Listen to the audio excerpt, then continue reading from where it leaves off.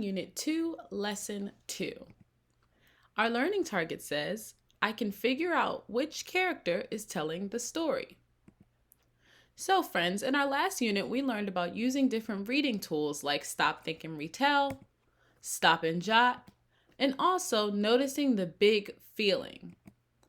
Today, we are going to use all of our strategies to help us learn more about our characters. So, super second graders know that there are a lot of characters in a story. It is important for the reader to understand what character is telling the story so we know whose story is being told. Sometimes the story changes when a different character is the one telling the story. Let's consider the Three Little Pigs. We all know the story of the Three Little Pigs. Who can retell the story of the Three Little Pigs? Who causes the problem in the story? If you'd like, go ahead and pause this video. But also, Miss Anissa will just tell you a little bit about what we already know from the Three Little Pigs. From this story, I remember that the Three Little Pigs were leaving their mom's house to build their own houses. One pig built a house of straw, one built a house of sticks, and one built a house of bricks.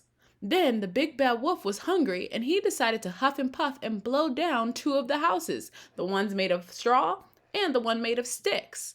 And those two pigs ran to their brother's house who had the house of bricks. And when the wolf tried to huff and puff and blow that house down, he just couldn't. He couldn't get to them to eat them.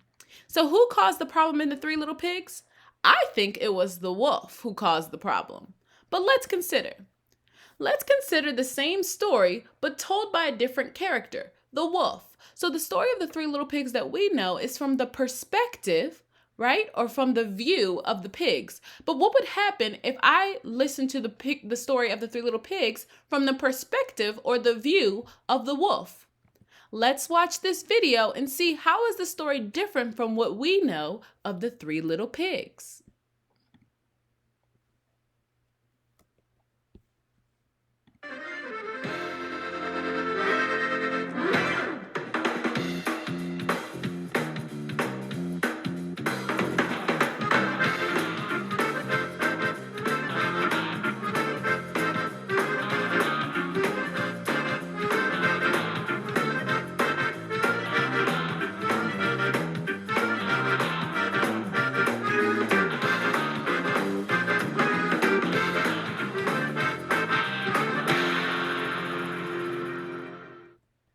The True Story of the Three Little Pigs by A. Wolf.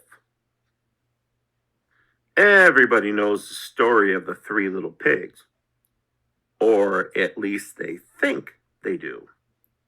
But I'll let you in on a little secret. Nobody knows the real story because nobody has ever heard my side of the story. I'm the wolf. Alexander T. Wolf. You can call me Al. I don't know how this whole big bad wolf thing got started, but it's all wrong. Maybe it's because of our diet. Hey, not my fault wolves eat cute little animals like bunnies and sheep and pigs. That's just the way we are. If cheeseburgers were cute, folks would probably think you were big and bad too. But like I was saying, the whole big bad wolf thing is all wrong. The real story is about a sneeze and a cup of sugar. This is the real story. Way back in Once Upon a Time, I was making a birthday cake for my dear old granny. I had a terrible sneezing cold. I ran out of sugar. So I walked down the street to ask my neighbor for a cup of sugar. Now this neighbor was a pig, and he wasn't too bright either. He had built his whole house out of straw. Can you believe it?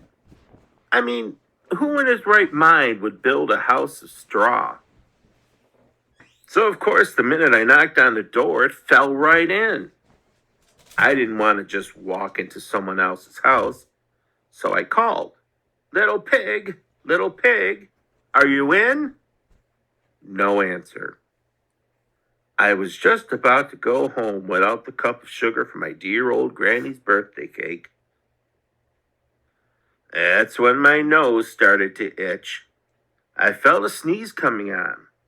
Well, I huffed, and I snuffed, and I sneezed a great sneeze. And you know what? That whole darn straw house fell down. And right in the middle of the pile of straw was the first little pig, dead as a doornail.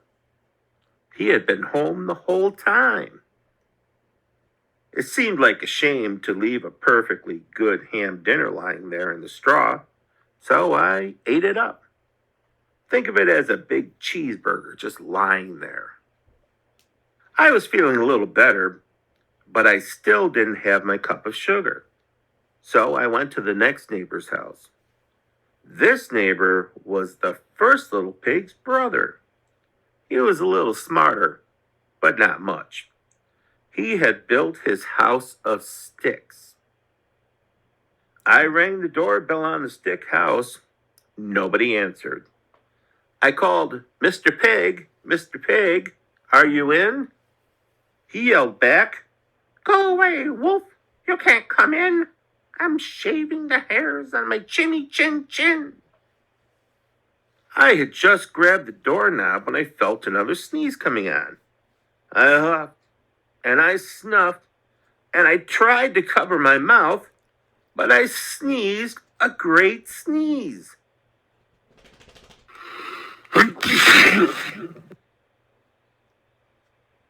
And you're not going to believe it, but this guy's house fell down just like his brother's. When the dust cleared, there was the second little pig, dead as a doornail. Wolf's honor. Now, you know how food will spoil if you just leave it out in the open. So I did the only thing there was to do. I had dinner again. Think of it as a second helping. I was getting awfully full, but my cold was feeling a little better, and I still didn't have that cup of sugar for my dear old granny's birthday cake. So I went to the next house. This guy was the first and second little pig's brother. He must have been the brains of the family. He had built his house of bricks. I knocked on the brick house. No answer. I called, Mr. Pig, Mr. Pig, are you in? And do you know what that rude little porker answered? Get out of here, Wolf. Don't bother me again. Talk about impolite. He probably had a whole sack full of sugar, and he wouldn't even give me one little cup for my dear sweet old granny's birthday cake. What a pig. I was just about to go home and maybe make a nice birthday card instead of a cake when I felt my cold coming on. I huffed, and I snuffed, and I sneezed once again. Then the third little pig yelled, And your old granny can sit on a pin. Now, I'm usually a pretty calm fellow, but when somebody talks about my granny like that, I go a little crazy. When the cops drove up, of course I was trying to break down this pig's door. And the whole time I was huffing and puffing and sneezing and making a real scene. The rest, as they say, is history. The news reporters found out about the two pigs I had for dinner. They figured a sick guy going to borrow a cup of sugar didn't sound very exciting. So they jazzed up the story with all that huff and puff and blow your house down, and they made me the big bad wolf. That's it. The real story. I was framed. But maybe you could loan me a cup of sugar. All right. right. So, how did the story change because the wolf was telling it? Who causes the problem in the story according to the wolf? Well, what I notice is that when the wolf tells the story, it sounds a lot different from what I know. What the wolf said is that he was actually trying to make a cake for his grandma and he needed a cup of sugar. So he went to go visit the three little pigs to ask them for sugar. And unfortunately, he was sick. So when instead of huffing and puffing like the three little pigs said, he actually was sneezing and accidentally blew the house down. Now, he did say he still ate the pigs, but he said that his mission was to get some sugar, not to eat the pigs. And then, when he got to the third pig's house made of brick, it was the pig who was rude to the wolf and told him something mean about his grandma. So that's when the wolf decided that he was gonna go crazy. So, in the wolf's perspective, he was not the problem. It was the pig that was the problem. So second grade readers want to know what character is telling the story. While they are reading, they ask themselves, how does knowing who is telling the story help me understand the story better? Just like with the three little pigs and the wolf, their stories are different because they have two different perspectives or two different points of view about the story. So when we read our stories, friends, it's important for us to remember who is telling the story and how does that change, right? How does that change or how does that help us understand the story better? I want you to go on and practice reading with your own books and think about who is telling the story and how does that help me understand the story better. Happy reading, friends.